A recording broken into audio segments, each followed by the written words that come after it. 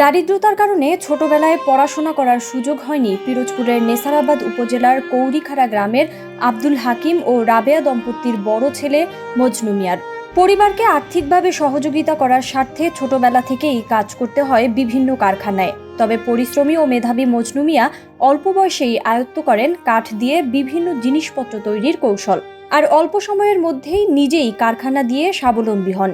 বিয়ে করেন আনুমানিক 2000 সালের দিকে।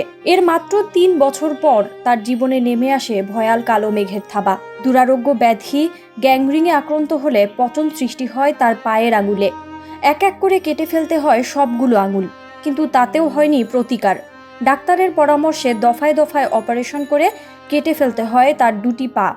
আক্ষরিক অর্থে চিরদিনের জন্য পঙ্গুত্ব বরণ করে নিতে হয় মজনু মিয়াকে। অপারেশন করছি আমি প্রায় 10-12 বার। আস্তে আস্তে এই প্রথম আঙ্গুল ফেলাইছি, তারপরে পাও, এগুলো করে 10-12 বারে আমি এরকম অপারেশন করছি। তারপরেও ভালো হয় না, তারপরে পাও কাটছি 4 বারে। হাঁটুর নিচ দেখাচ্ছি একবারে, এরপর হাঁটুর উপর দিয়ে গ্যাংগ্রিন হয়েছিল। সুস্থ হইতে আমার প্রায় 7-8 বছর লাগবে। মজনু মিয়ার জীবন সংগ্রাম এখানেই থেমে যেতে পারত, কিন্তু পাহারা মজনু মিয়া তার 2টি হাতের উপর রচনা করতে চাইলেন নিজের ভবিষ্যৎ। স্থানীয় একটি এনজিওর কাছ থেকে অল্প পরিমাণে ঋণ নিয়ে শুরু করেন জীবনের নতুন অধ্যায়। কাঠ দিয়ে দা, কোদাল, কাঁচি সহ বিভিন্ন যন্ত্রের হাতল সহ ক্রিকেট স্টাম্প তৈরির পুরনো সেই ব্যবসা। তার সব কাজেই তাকে সহযোগিতা করে তার স্ত্রী মিনারা বেগম। ধীরে ধীরে বড় হতে থাকে তার ব্যবসা।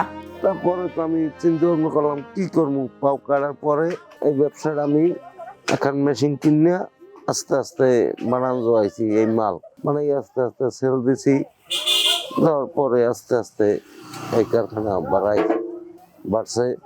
এনজিও টাকা উঠেছি, সমিতির দেয়া। সেই পাহারা মজনু মিয়া বর্তমানে আত্মনির্ভরশীল। শুধু তাই নয়, তার কারখানায় বর্তমানে কাজ করেন বেশ কয়েকজন কর্মচারী, যাদের কাজের উপর নির্ভর করে 10 থেকে 20,000 টাকা পর্যন্ত বেতন দেন তিনি। শ্রমিকদের সাথে মজনু মিয়া নিজেও সমান তালে কাজ করেন। কাজ করি, কাজ করে খুব ভালো। আমি আল্লাহর রহমতে খুব ভালো আছি, খুব হেরে ভালো থাকতেছি। এর জায়গায় যদি আমি হইতাম, আমি এত বড় রিস্ক লিখতেতাম না। হেরে ছিল প্রায় 25 জন মানুষ আমরা কাজ করি তার সাথে। আমি মনে করি সরকার যদি তাকে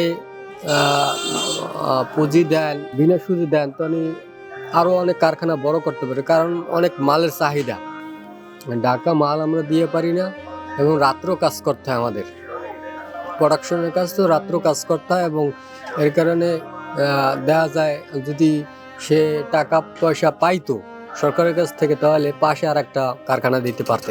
মজনু মিয়ার সার্বক্ষণিক সঙ্গী একটি ব্যাটারি চালিত অটোরিকশা। পা না থাকলেও এই অটোরিকশা দিয়ে যে কোনো জায়গায় যাতায়াত করতে পারেন তিনি। সন্ধ্যা নদীর কৌরিখাড়া খেয়াঘাট থেকে 200 গজ সামনে আসলেই রাস্তার ডান পাশে চোখে পড়বে মজনু মিয়ার কারখানাটি। আর কারখানার পেছনেই একটি কাঠের ঘরে মা, স্ত্রী, সন্তানদের নিয়ে বসবাস করেন তিনি। শারীরিক অক্ষমতার কারণেই অনেক আর্থিক ঋণদান প্রতিষ্ঠান বড় অঙ্কের ঋণ দিতে চায় না মজনু মিয়াকে। বিনা সুদে বড় অঙ্কের ঋণ পেলে নিজের কারখানাটি আরও সম্প্রসারিত করতে পারতেন বলে আশাবাদী তিনি। সরকার যদি বড় ধরনের কোনো একটা লোন দিত, তাহলে এখন 10 জন লোক খাড়ে, তাহলে আমি 50 জন লোক খাড়াতে পারতাম। প্রবল ইচ্ছা শক্তি আর পরিশ্রম থাকলে কোনো বাধাই বাধা হয়ে দাঁড়াতে পারে না জীবনযুদ্ধে। মজনু মিয়া তার বাস্তব দৃষ্টান্ত। তার এই জীবনযুদ্ধ অনুপ্রাণিত করবে লক্ষ কোটি তরুণ ও যুবকদের।